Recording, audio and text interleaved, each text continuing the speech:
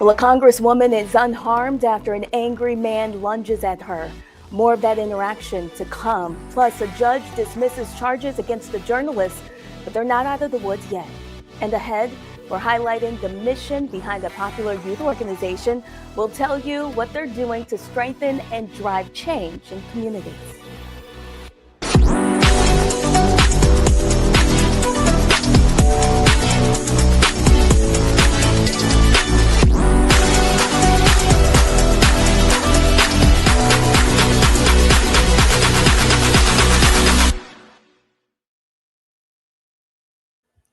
Welcome. Today is Thursday, January 28th. I want to thank you for joining us. We have some headlines to share with you, so let's begin now.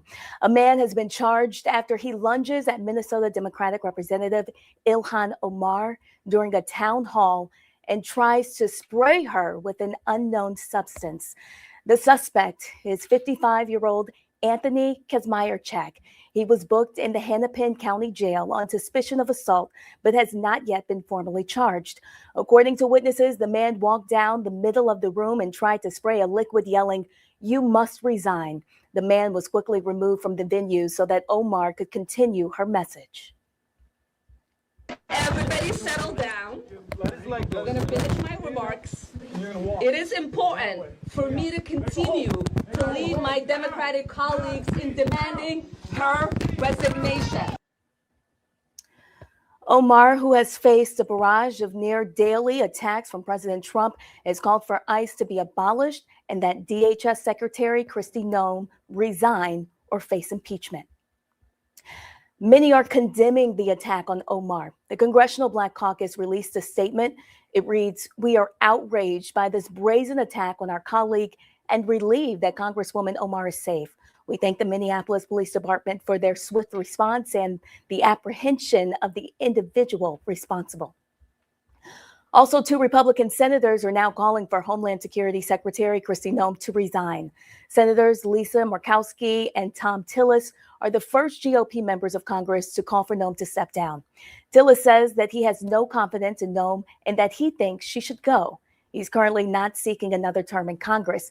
Murkowski, whose term doesn't end until January of 29, says Noem should not be running DHS, saying, yes, she should go.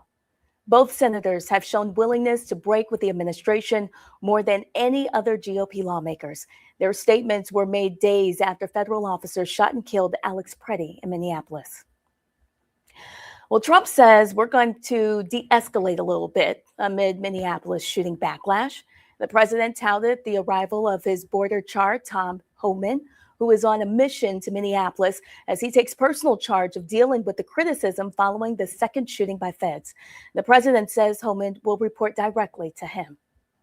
Well, the DOJ abandons its request for Don Lemon's arrest warrant over a church raid, but the journalist could still face charges as President Trump is calling for Lemon's arrest. This stems from a church protest in Minnesota. A judge rejected criminal complaints about the protesters, including Don Lemon, after they entered the city's church in St. Paul during service on January 19th. He claims he was present in the capacity as a journalist when he and a group of others entered the church to publicly question its pastor, David Easterwood, who reportedly has ties to ICE. A Virginia judge blocks a Democratic-drawn map from going into effect ahead of the 2026 midterms. This is a major setback for the Democrats. The judge ruled that the party cannot use its newly drawn, more favorable House map in time for November. Tazewell County Circuit Court Judge Jack Hurley Jr. says Democrats violated legislative procedures during a special redistricting session, and he goes on to say that the party failed to meet the requirement of passing the amendment twice with an election in between. The order blocks Democrats from advancing the measure to voters before the 2026 elections. The party does plan to appeal. So Congresswoman Jasmine Crockett introduces transparency requirements for aircraft carriers to know Immigration Conduct and Enforcement Act, or the Track ICE Act. Reports show that ICE has been abusing Federal Aviation Administration privacy programs, such as FAA's Limiting Aircraft Data Displayed program, to avoid disclosing their flight operations.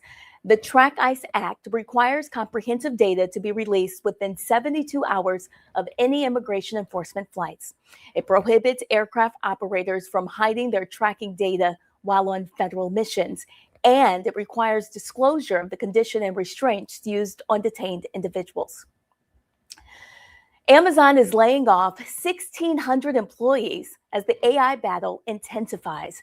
It marks the second round of mass job cuts at the company since last October, and the company says it plans to eliminate about 1,600 corporate jobs. It's stemming from an ongoing effort to strengthen the organization by reducing layers, increasing ownership, and removing bureaucracy. That coincides with the push to invest heavily in artificial intelligence. Hampton University could soon regain its land grant status, positioning the historically Black college to restore federal funding that it lost more than a century ago. Virginia Senator Mamie Locke has introduced Senate Bill 274, which would return the designation to Hampton University.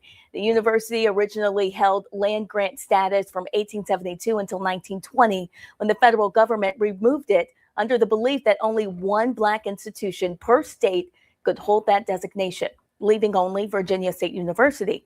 But the Hampton president, Darrell Williams, told lawmakers the restriction is outdated and inconsistent with land grant systems in other states, noting that Alabama has multiple land grant universities. If restored, the designation could expand access to federal funding for agriculture, engineering, and applied sciences, while opening new opportunities for STEM workforce training, research, and laboratory development. Well, actress and reality TV star Garcelle Beauvais says her Los Angeles home was targeted in a swatting call, the second such incident involving her in recent months. Police say officers responded to a call claiming Beauvais' ex was inside her Porter Ranch home, armed with a shotgun. Authorities say the alleged suspect refused to come outside, prompting officers to enter the residence. Now, once inside, police found no individual and no weapon, and later determined that the call was a hoax. Swatting incidents involve false emergency reports intended to provoke a heavy law enforcement response and cause fear of disruption. The incident comes just months after a similar swatting call at Beauvais' beach home in California in the summer of last year, shortly after she hosted a group of her son's friends, most of whom that she noted were Black teens. Authorities continue to investigate the false report. Latrice Watkins is making history in corporate America. She's been named the new president and CEO of Sam's Club, the warehouse giant that's owned by Walmart. Watkins' rise is decades in the making. She started at Walmart in 1997 as an intern in the real estate division and steadily worked her way up, leading major areas including merchandising for snacks, beverages, beauty, and store operations. In 2023, she became Walmart's chief merchant, overseeing decisions for roughly $500 billion worth of products sold annually. Just 3 years later, she's now stepping into the top role at Sam's Club, a clear signal that her vision and leadership delivered results.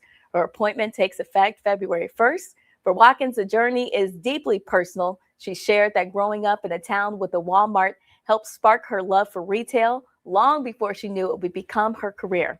Now she's leading one of the largest retail brands in the country, showing what's possible when preparation meets opportunity. Well, coming up today on The Breakdown, still ahead, winter storms disrupting flights nationwide. After the break, aviation journalist Brittany Wilson shares what travelers need to know to navigate delays, cancellations, and crowded airports. You're watching The Breakdown on the Black Star Network.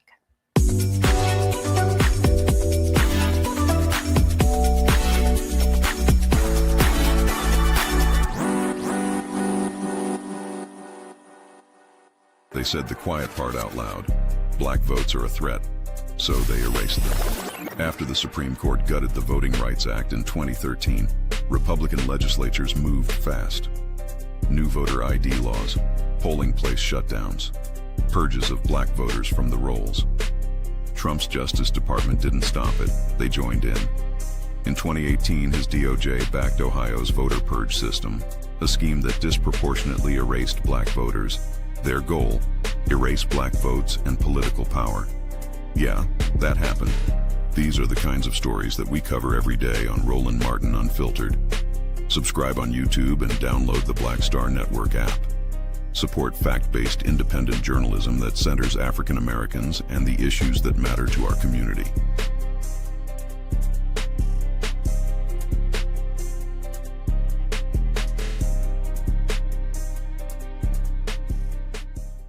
If in this country right now, you have people get up in the morning and the only thing they can think about is how many people they can hurt, and they got the power, that's the time for mourning.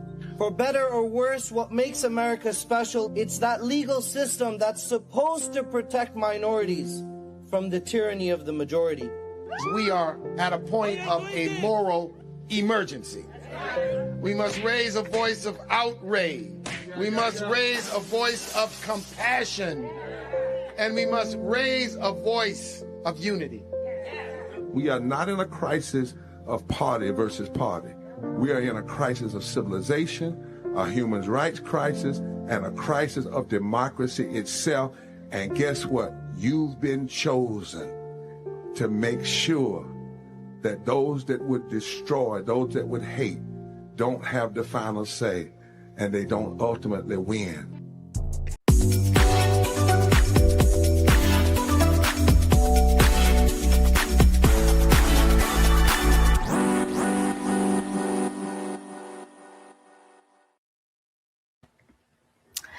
Well, in case you missed it on Roland Martin Unfiltered last night, Roland breaks down the real reason ICE agents have taken over Minneapolis and the real threat to the city's democracy. Take a listen. All right, folks, let's talk about this absolutely crazy Department of Justice. Using the threat of continued ICE operations as leverage against Minnesota. On Saturday, Republican Attorney General Pam Bondi sent a letter to Minnesota Governor Tim Walz just hours after Alex Brittany was killed during an ICE operation.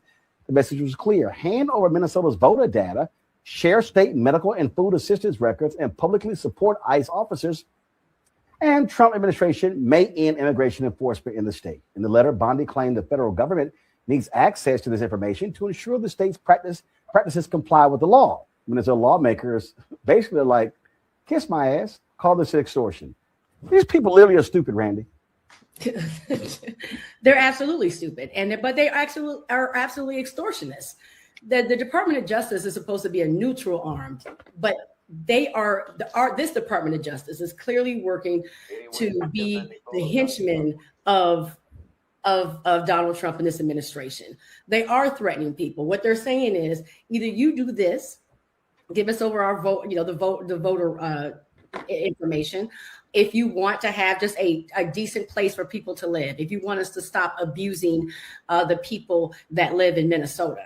I mean, it is something like the mob that's running our country right now. And I'm glad that people are standing up and saying, absolutely not. We're not going to do it. I mean, why do they want the information of who was on public assistance, that votes? Why do they want our driver's license information? If not to continue to cheat and to abuse the constituents in Minnesota. So I hope they do continue to fight back against what is absolute extortion. Larry, I just sit here and go, oh, so y'all think, wait, I love this here. Give us all this data and we might take them out. Yeah, this is basically, Roland, this administration's approach to everything is give it to us or you'll feel the pain. But it also highlights that, Roland, this is no longer a democracy. This is now an authoritarian government. Because in the past, no DOJ would have sent this kind of letter to the state demanding data and this kind of, voter data, et cetera, and explicitly saying it. But then on top of that, like you said, say, well, look, if you do what we tell you to do, then you'll be okay. And I think Randy's point is good. This reminds me of something like the movie Goodfellas that came out, back in the day. You're extorting states. And, I think the other thing is to keep in mind is that the Trump administration is not, I know they've lost a lot in court, but they don't fear going to court. and I think one of the reasons why is the Supreme Court is turned a blind eye to a lot of these illegal policies. But once again, extorting states by explicitly saying do this or is not consistent with a democracy. And it's important that we make sure that, obviously Minnesota said no, but that other states continue to stay steadfast and not provide them with some of this data, even though I know some red states have already. Mustafa. There are a number of states that have their own sets of laws to be able to, not have to follow the directive from the Department of Justice, and of course, which is coming from the White House. You have the federal 1974 Federal Privacy Act, which also creates some protections that are there. I know the law doesn't mean a whole lot to this administration unless they're trying to utilize it, but there are tools that are there to address some of this. Just like we use to deal with the mob and we deal with, a number of other nefarious characters. There are some tools that are out there, but the ultimate tool lies in the hands of the people, being able to push back and to be able to make sure that they understand that these types of actions are not going to be accepted. And of course, November is not that far away. So we have to make sure that understand that we have power, and you got to get together and figure out how you're going to use that power. Absolutely. All right, folks, the Virginia legislature, they have approved a constitutional amendment that will go to the voters for them to vote on whether or not they can actually change their district.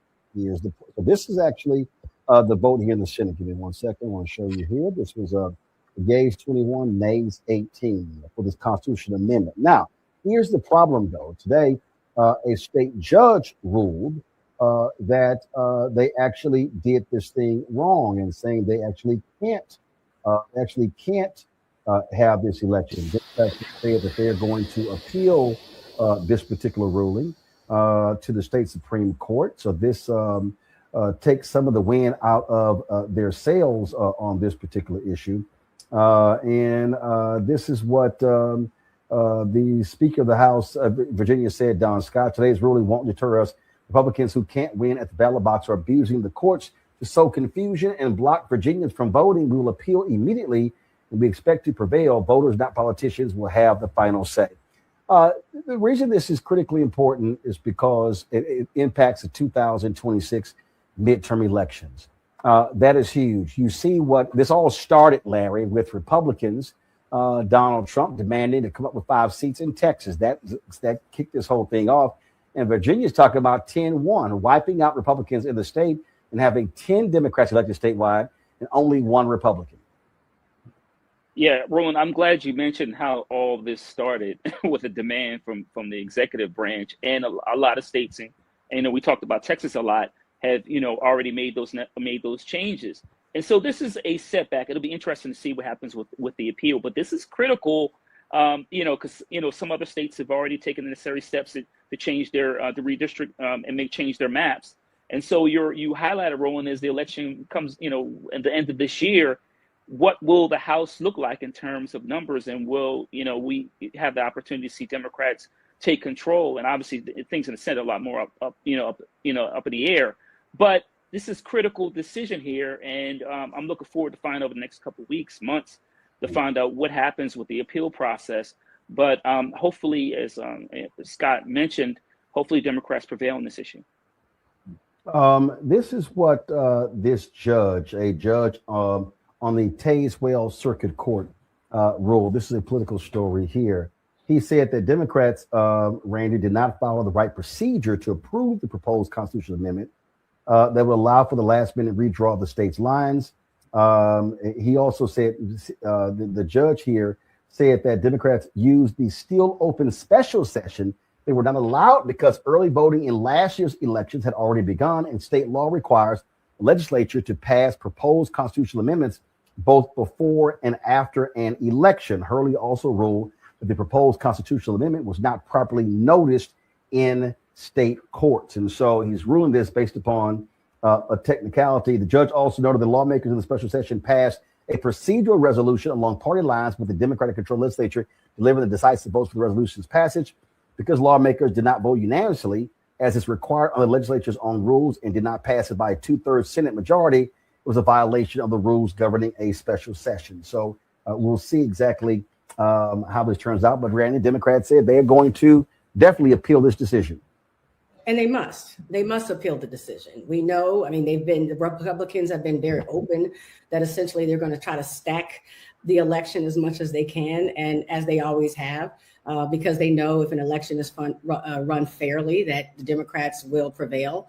So the Democrats have to, it behooves us to ensure that we have a counterattack, and we're ensuring that we do take over the House. We have to. So I'm going to be watching very closely in Virginia and all of these states where similar things are happening to secure these elections, these elections are done also fairly. Mustafa? Well, it always goes down to fair maps. I keep talking about that all the time.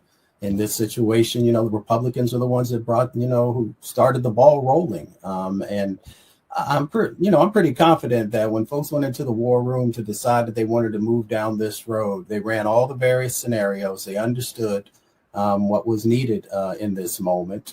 But again, we'll see how it all plays out. Anytime you're dealing with the courts, you're never going to be 100% sure about anything.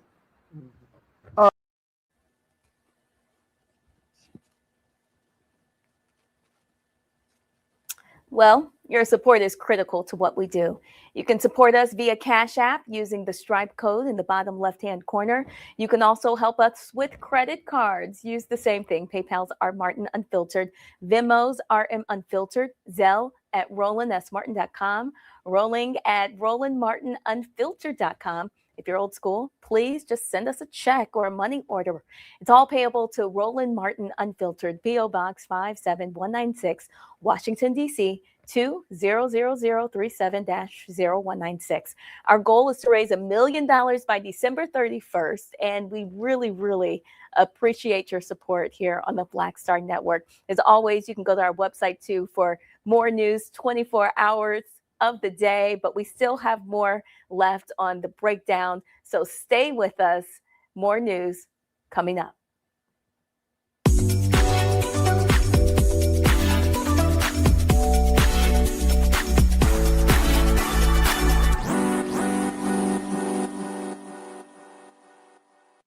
If in this country right now, you have people get up in the morning and the only thing they can think about is how many people they can hurt, and they got the power, that's the time for mourning.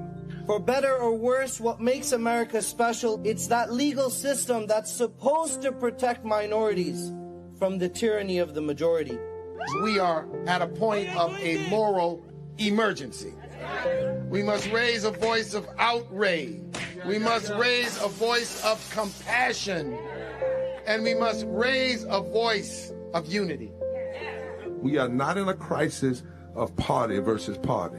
We are in a crisis of civilization, a human rights crisis, and a crisis of democracy itself. And guess what? You've been chosen to make sure that those that would destroy, those that would hate, don't have the final say, and they don't ultimately win. Hey y'all, welcome to The Other Side of Change, only on the Black Star Network and hosted by myself, Rhea Baker, and my good sis, Jamira Burley. We are just two millennial women tackling everything at the intersection of politics, gender, and pop culture. And we don't just settle for commentary. This is about solution-driven dialogue to get us to the world as it could be and not just as it is. Watch us on the Black Star Network, so tune in to The Other Side of Change.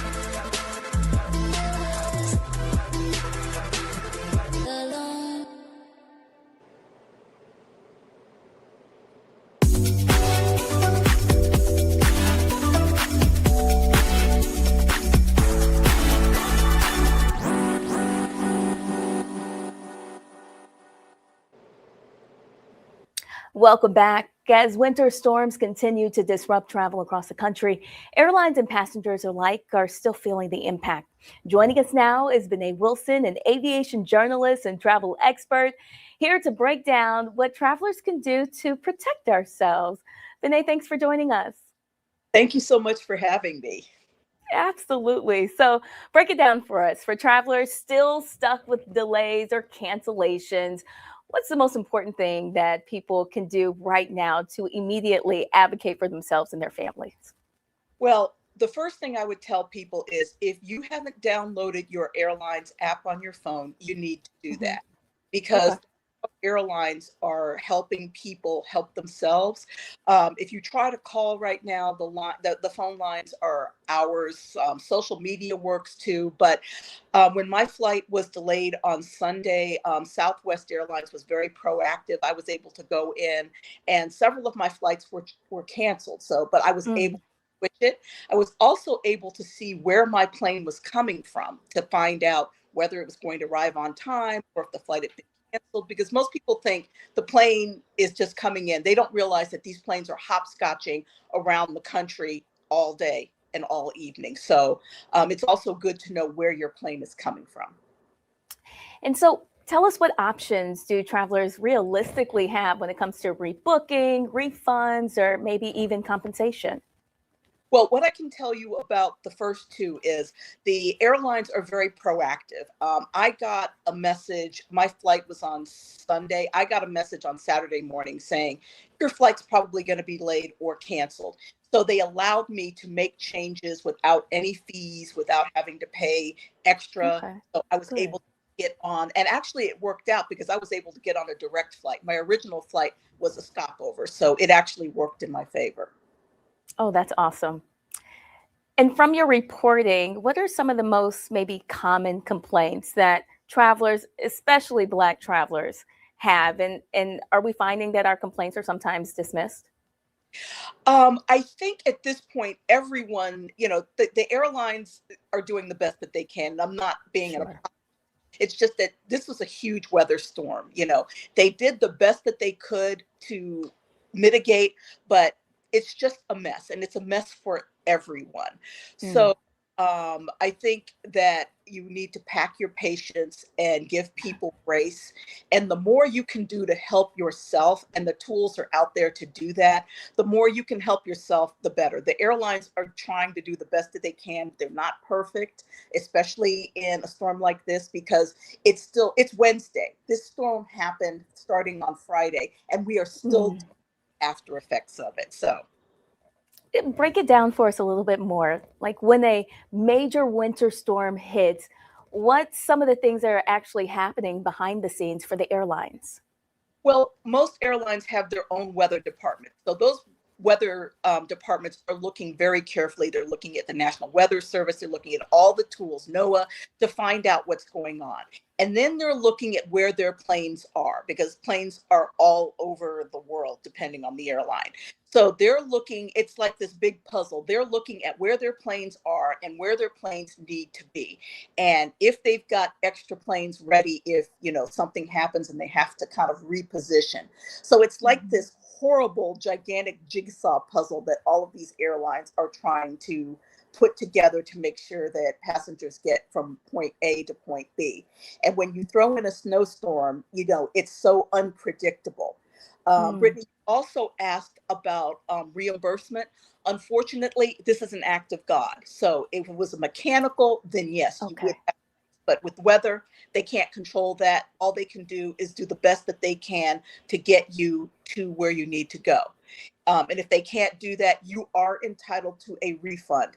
They always want to give you flight credits, but you are in fact entitled to get your money back. So you can advocate and say, I don't want the flight voucher. I want my money back. And so I know that flying takes a lot of preparation. Do you have any tips about maybe some things that we all should think about, especially people of color, when traveling right now? Yes. First, get there well in advance. Keep checking your app and refreshing it to make sure that your flight is Okay. going to go out on time. Okay. Even if it says it's delayed, still go, because sometimes the delay gets cut and you don't want to be sitting at the airport watching your plane take off while you're still in the gate area. Mm. No. Also, you can advocate for yourself. There are a lot of people who are unhappy and upset, but what you don't want to do is yell at the gate agents or the ticket agents, because they don't control anything. They are really trying to Right. help. But if you're yelling at them and making demands, and you're not going to get that help. And you might get a little note in your passenger record, your passenger record screen. They do put notes in there. So if you're acting up, you might find yourself sitting in a middle seat near the toilet. So just remember that they really are trying to help you, but there's only so much they can do. Tell us a little bit more about this traveler record. Well, when you book a flight, you get your confirmation number, and it creates a file on you. So it's got your information. It's got, your name, your address, your phone number, where you're traveling from, where you're traveling to, your frequent flyer number, your TSA or global entry number. And then there's a little section where you are allowed to put notes in about the customers that you're dealing with.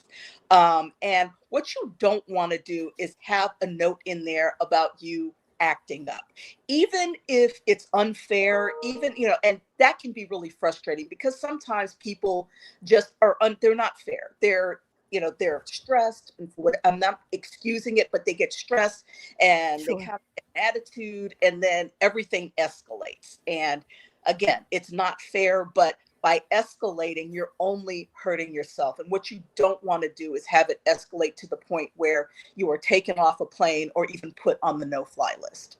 Good information. So for Black Americans, Brittany, traveling internationally, are there certain regions that you're noticing where experiences are improving or maybe getting worse for travelers?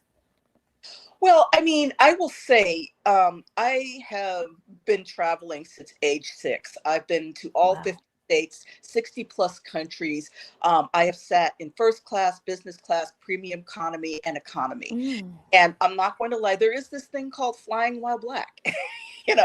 I just came back from India last month, and I was going to the lounge, and before I could even say anything, the woman looked at me and she's like, "This is only for first class passengers." Oh. And I looked at her and I flipped my boarding card at her and kept walking, because no, I'm not doing that. And there are times where I have flown and people are looking at me like, "What are you doing in here?" Same with lounges and everything. And I'm not going to be bothered by people. You don't need to know why I'm here. The fact is, I paid just like you did. So get over it and move on. And tell us, if someone feels like they've been mistreated, maybe by the airlines or just at the airport while traveling, any tips about what types of steps they should take in the moment or maybe even afterwards? Well, if you want immediate help, social media, all of the airlines are on social media. And trust me when I say they have teams that are dedicated to watching those feeds. A lot of them have feeds specifically to help passengers. So that might be the quickest way. You can always call, but sometimes with events like this, it's hard to call. So here's my little tip. You can actually call the international offices of an airline. So right now, if I were having trouble getting on the phone in the United States, I'd probably call the London office. And, with WhatsApp and everything, you can get on and it's not going to charge you or anything. And those people are just as well equipped to help you as the ones in the United States. So I always recommend, looking up those international numbers and calling those people to get extra help if you need it. All right. And are there any policies or maybe rule changes that travelers may not know about that aren't getting too much coverage? What's been happening under the Trump administration has, all the stuff that was put in place in the Biden administration is being dismantled. The Biden administration was very pro-passenger, and the Trump administration, not nearly as much. So it changes from day to day. The best thing to do is just to, pack your patience, pack your grace, and, keep up with what's going on, because it seems to change daily almost. And so looking ahead as we begin to wrap up, Brittany, do you see travel becoming more restrictive, or do you see it as a path to greater freedom? I think it's a mix of both. I grew up in a time when flying was only for the rich, and we were only able to do it because my father was in the Air Force. But I like these times now better because everyone can fly. It's much more affordable. It's there are more options out there. But also, I think that, especially after the pandemic, people kind of forgot their manners and forgot how to act. And there's a lot of people causing disruptions on flights and everything. I just try as much as I can not to engage. But if I see someone yelling at another passenger or I see a passenger being harassed, I'm going to say something because, we're all on this middle tube stuck 35,000 feet in the air. And, we have to help our fellow passengers when we can. Brittany Wilson, an aviation journalist, one of my mentors within the National Association of Black Journalists. Brittany, as we like to call you, thank you so much for your time today. Thank you for joining us on The Breakdown. Thank you for bringing your wealth of information to our audience. We appreciate you. Thank you. I appreciate you. And up next on The Breakdown, from club kid to CEO, Brandon Williams of the Boys and Girls Club of Greater St. Louis will join the show to discuss youth development, leadership, and how his organization is building champions both on and off the field. Stay with us. You're watching The Breakdown.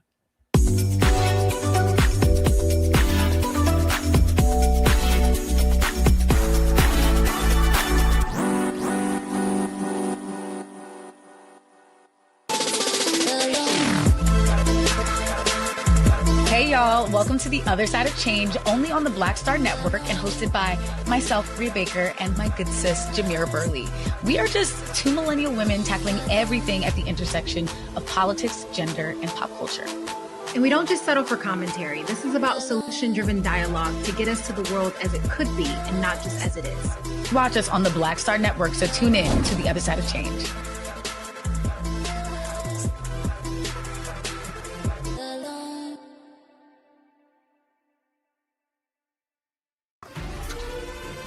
Violent white supremacy is, quote, the most persistent and lethal threat in the homeland. The greatest terrorist threat to the homeland is the homegrown violence stream, including hate crime committed on behalf of some kind of white supremacist ideology. They are coming after everything in Black America. MAGA and Donald Trump are specifically targeting Black America. They are going after the money. Attack Black Lives Matter.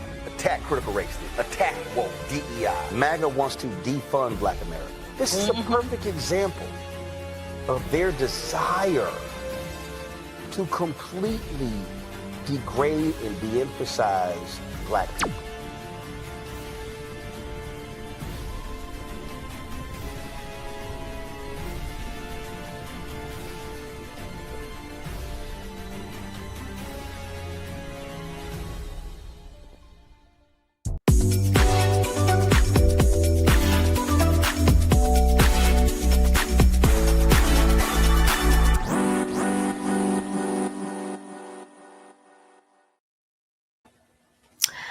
Welcome back. This is the Noble Spotlight, where we highlight the people and organizations doing the work, driving change and strengthening communities. These are the leaders turning purpose into impact, and today we're shining a light on one of them. Joining us today is Brandon Williams, the president and CEO of the Boys and Girls Club of Greater St. Louis. He's a former NFL player and, just as importantly, a former club kid himself. Today, he leads one of the region's largest youth-serving organizations, reaching more than 18,000 young people each year. The work of the Boys and Girls Club is about more than just after-school care. It's all about safety, exposure, confidence, and preparing young people to navigate this world, a world that isn't always built with them in mind. Brandon, we want to thank you so much for joining us today on The Breakdown.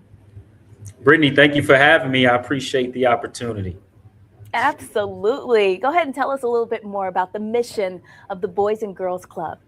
Yeah, so our number one mission is just to make sure that we connect with all young people in this region and make sure that they reach their full potential to be productive, caring, responsible citizens of our community, help them and enlighten them to grow and really build greater futures for themselves. And Brandon, you're not just leading this organization, you grew up in it. How did being a club kid shape who you became?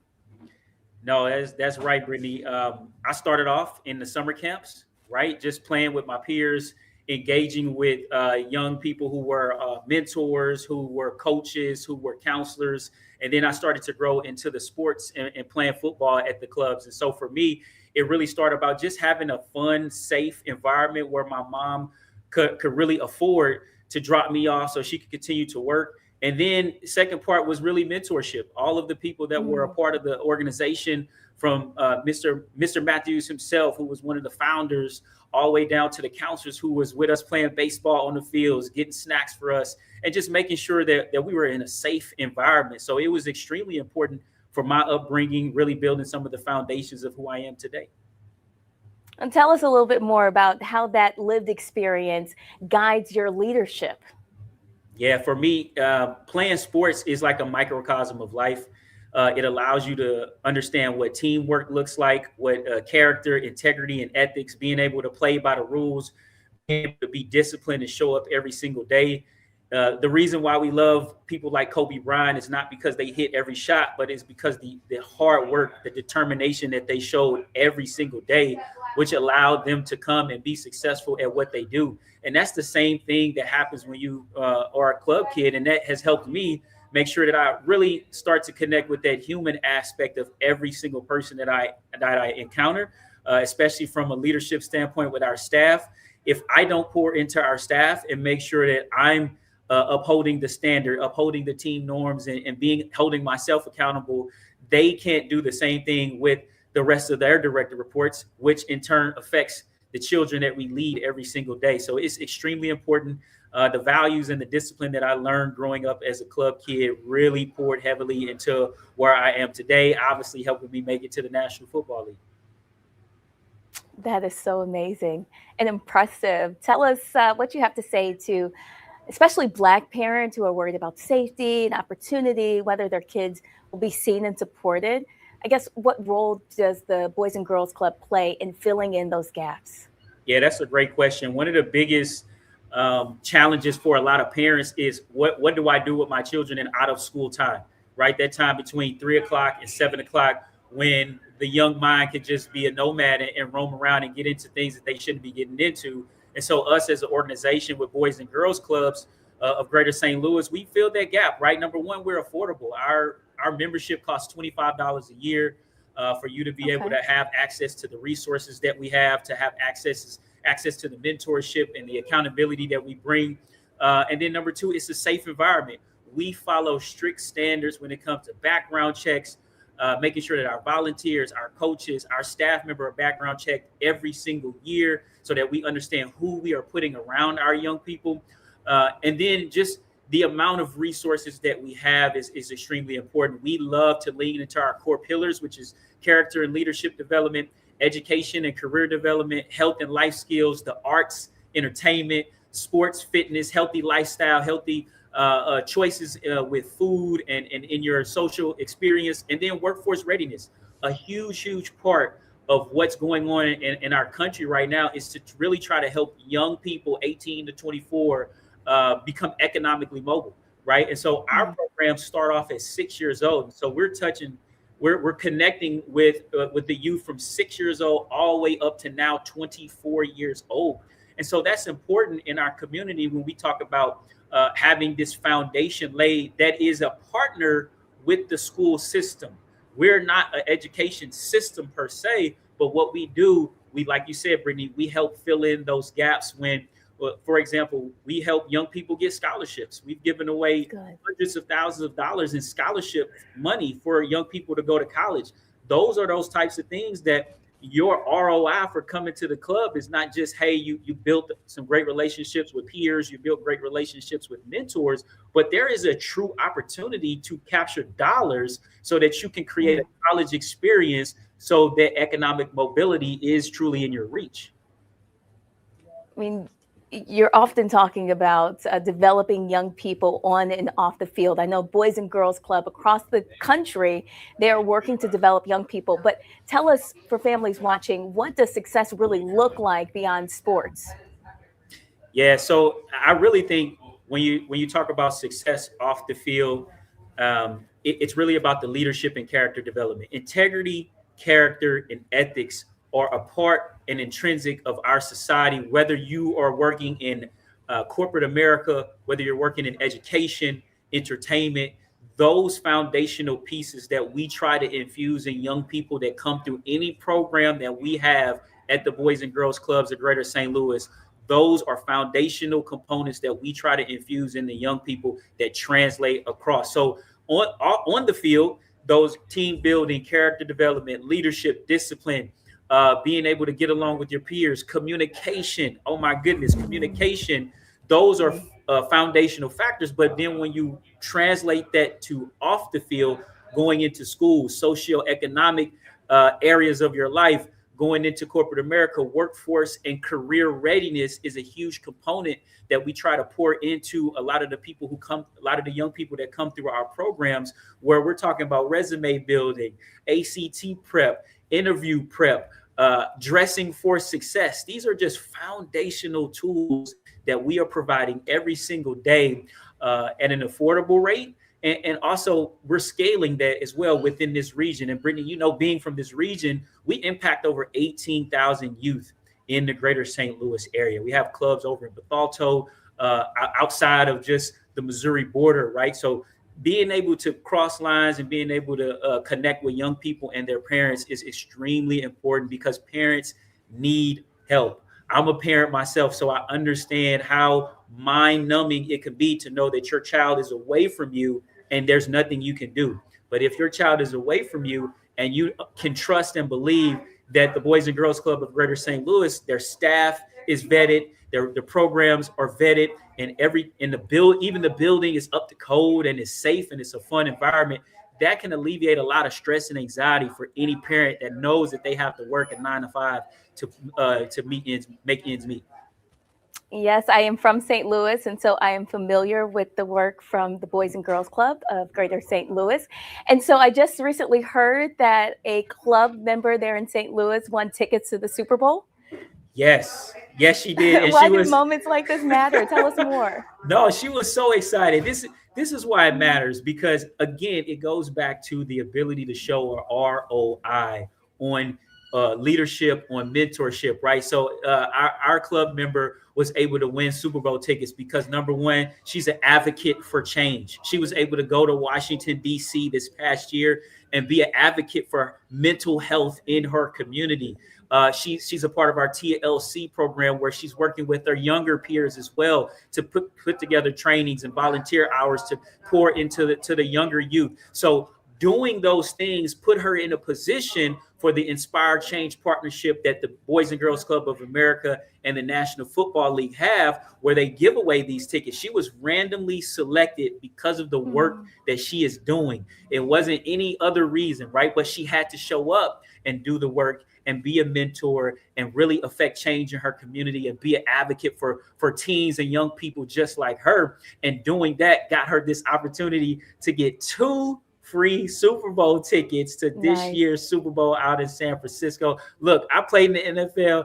I've never been to a Super Bowl myself, so I know she's going to have a blast. And this Inspired Change, I was able to introduce her to Kerry Davis, who is a Super Bowl champion, one of my former teammates here in St. Louis. And I was also able to introduce her to a Hall of Famer, Aeneas Williams, on this journey. So she's not only going to the Super Bowl, she's got to hold a Super Bowl ring, and she got to see a gold jacket from a Hall of Famer. It's not a lot of people in the world who can say that. So it's excited for her.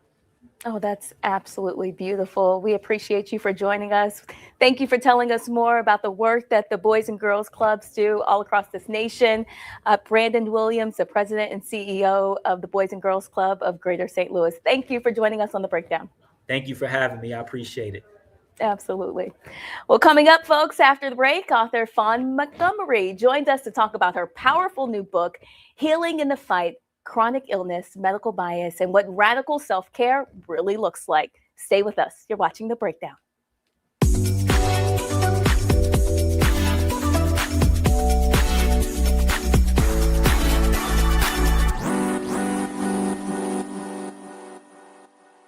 They said the quiet part out loud. Black votes are a threat, so they erased them. After the Supreme Court gutted the Voting Rights Act in 2013, Republican legislatures moved fast. New voter ID laws, polling place shutdowns, purges of black voters from the rolls. Trump's Justice Department didn't stop it, they joined in. In 2018, his DOJ backed Ohio's voter purge system, a scheme that disproportionately erased black voters. Their goal, erase black votes and political power. Yeah, that happened. These are the kinds of stories that we cover every day on Roland Martin Unfiltered. Subscribe on YouTube and download the Black Star Network app. Support fact-based independent journalism that centers African Americans and the issues that matter to our community.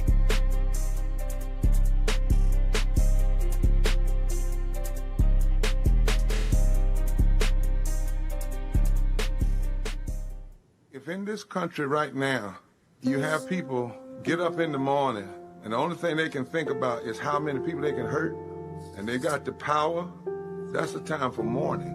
For better or worse, what makes America special, it's that legal system that's supposed to protect minorities from the tyranny of the majority. We are at a point of a moral emergency. We must raise a voice of outrage. We must raise a voice of compassion. And we must raise a voice of unity. We are not in a crisis of party versus party. We are in a crisis of civilization, a human rights crisis, and a crisis of democracy itself. And guess what? You've been chosen to make sure that those that would destroy, those that would hate, don't have the final say, and they don't ultimately win. What's happening? This is your man, Motown recording artist Kim. You are watching the Black Star Network.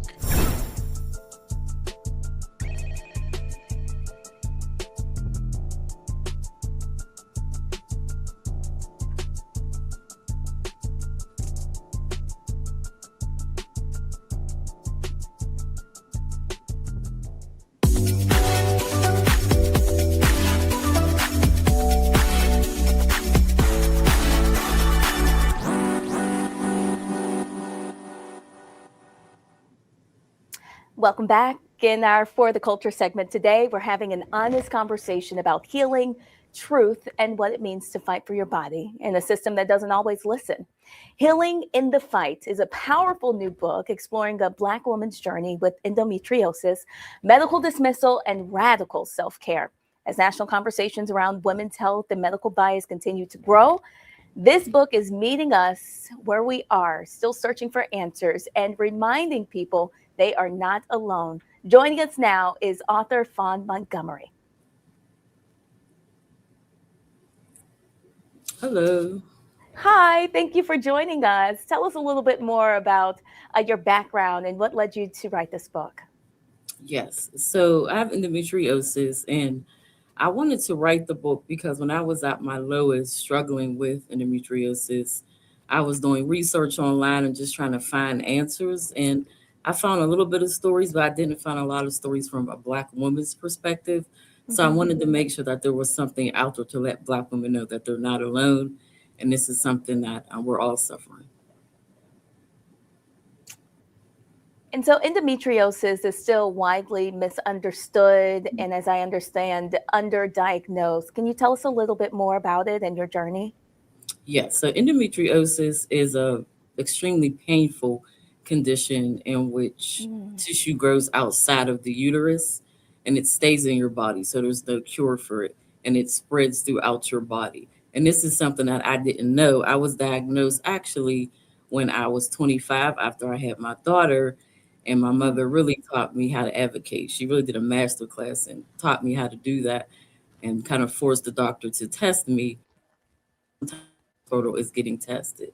So I got diagnosed at 25 and they said, oh, you may have trouble getting pregnant, get on birth control. No one mentioned that it could spread throughout my body. So I had no idea that it could spread, and I didn't find out until 2022 when I had to have a hysterectomy because at that point it had spread to my rectum. But no one had told me that, it would spread. I thought it was just a reproductive disease, but it is not. It is a full body disease.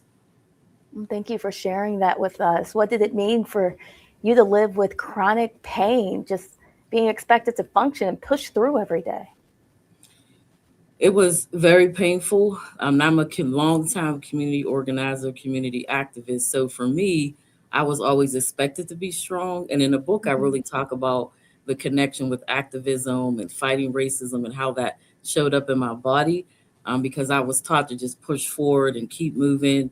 And I would go to the doctors and they would say, "Oh, no, we seen you on TV," because I was a public person. I was very well known. They said, "Oh, you're strong. You got it, Fawn. Don't worry about it." So my pain was ignored for years and years and years, until the point where my body just caught up. My body kept score and it won. And I had to do certain things to kind of advocate for myself. How did that medical dismissal and bias show up in your experience? It showed up just with them ignoring everything that I said. And I'm an advocate. So I had my notebooks at the visits. I was asking questions. I was, reading myself. But literally, there was nothing out there that said, "Oh, no, this disease could spread throughout your body." So I was misdiagnosed with diverticulitis and a lot of other stomach issues. I took so many antibiotics and Tylenol that it did further damage. So it was like the misdiagnosis and just the ignoring of my pain led to various other, diseases. And if I didn't advocate for myself, I can say that I would not be here today, because the hysterectomy surgery ended up being 7 hours and there was an abscess that exploded in my stomach. So the doctor said, "Well, if you didn't have this surgery, you wouldn't be here." I said, "Well, I know." I know that. And that's why I advocated so much. And I had to call every day just to get the surgery scheduled. And by the time I got to an endometriosis surgeon, they said, "You have stage 4. I didn't even know that there were stages to endometriosis. No one even bothered to ever tell me that. And talk to us more about, chronic illness. It doesn't just impact the body, it impacts mental health, work, relationships, identity. How did this experience change you? Dramatically.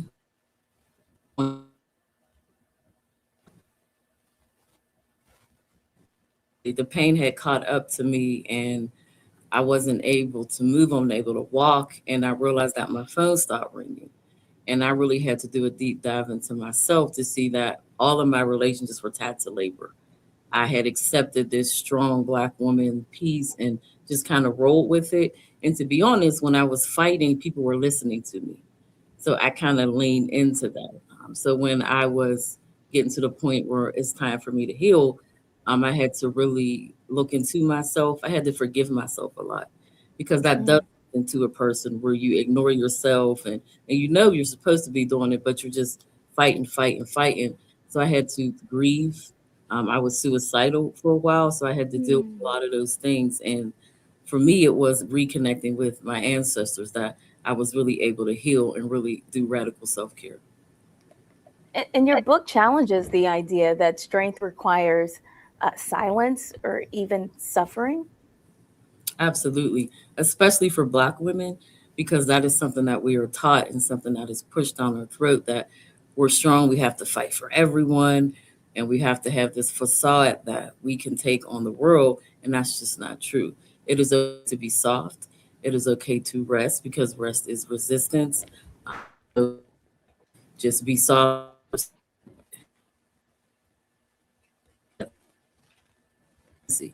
In order for me to truly get to my healing. And Fawn, as we kind of begin to wrap up here, I want you to talk to viewers a little bit more about self-care. What does radical self-care look like? And, especially for people that are living with chronic illnesses. Yes. So radical self-care literally means what the title says. Be radical about yourself. No one is going to fight for you the way that you fight for yourself. So all the energy that you put into your family, to your community, because with Black women, often we are community rehabilitation centers, right? You have to put that energy into yourself. You have to be about yourself. You have to have boundaries and stick to your boundaries, and don't feel guilty about having your boundaries, and really advocate for yourself. The doctors don't know everything. You know your body, and you are expert of your own pain. So you have to be able to be that way about yourself and really be strict about your boundaries and your own care as well. Fawn Montgomery, the author of Healing in the Fight. Tell us exactly where we can go to purchase your book. My book is available everywhere books are available, reads, and on my own website. The book is called Healing in the Fight. Fawn Montgomery, thank you again for joining us for the breakdown on the Black Star Network. And to everyone at home, we just want to thank you for watching the breakdown today. If you want to represent the Black Star Network beyond the screen, there's an easy way to do that. Just head to shopblackstarnetwork.com, and that's where you'll find official Black Star Network swag. We have hoodies and t-shirts, crew necks, and it's just a way to support the network and show pride in Black-owned media. But it doesn't stop there. When you shop at shopblackstarnetwork.com, you're also supporting a growing collection of Black-owned businesses featured on the site. From apparel and accessories to unique gift items, you can discover brands doing incredible work and keep your dollars circulating in our community. Again, we want to thank you so much for supporting the Black Star Network. Roland Martin Unfiltered starts tonight at 6 o'clock Eastern, and I'll be back again tomorrow at noon for the breakdown with Brittany Noble. Have a wonderful day.